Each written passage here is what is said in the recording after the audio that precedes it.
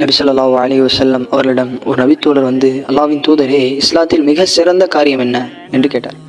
நபி ஸல்லல்லாஹு அலைஹி வஸல்லம் 2 அழகான நேர்த்தியான பதிலை சொன்னார்கள். முதலாவது, ஏழை எளியோர்களுக்கு நீங்கள் உணவளிப்பது. இரண்டாவது, நீங்கள் அறியாதவருக்கும் சலாமை பரப்புவது என்று சொன்னார்கள். 2 விஷயங்களும் கவனிக்க வேண்டும். சமூகத்தினுடைய நலன் சார்ந்த, ஒற்றுமை சார்ந்த விஷயம். முதலாவது, ஏழை எளியோர்கள். இந்த உலகத்தில் ஏழை எளியோர்களை இல்லாமல் ஆக்குவதுதான் இஸ்லாத்தினுடைய பல அம்சங்கள், பல சட்டத்திட்டங்கள். அதில் ஒன்று என்ன? ஏழைகளுக்கு உணவளிப்பதன் மூலம் அல்லாஹ்வுடைய திருப்தியையும் பெற முடியும், ஏழைகளுடைய பசியை மாற்ற முடியும். இரண்டாவது, தெரிந்தவர்களுக்கும் சலாம் சொல்ல வேண்டும், தெரியாதவர்களுக்கும் சலாம் சொல்ல வேண்டும். இதன் மூலம் முஸ்லீம்களுக்கு மத்தியில் ஒற்றுமை பிறக்கும். முஸ்லீம்கள் ஒற்றுமையாகவும் இணக்கத்துடன் பாசத்தோடும் இருப்பார்கள். இப்படி இரண்டையும் செய்வதன் மூலம் சலாத்துடன் சொர்க்கத்திற்கு நுழைவதற்குண்டான பாக்கியத்தையும் அல்லாஹ் தருவான். இந்த இரண்டையும் செய்யக்கூடிய பாக்கியத்தை அல்லாஹ் நம் அனைவருக்கும் தந்தருள்வானாக. வ ஆகிரு தஅவானா அல்ஹம்துலில்லாஹி ரப்பில் ஆலமீன்.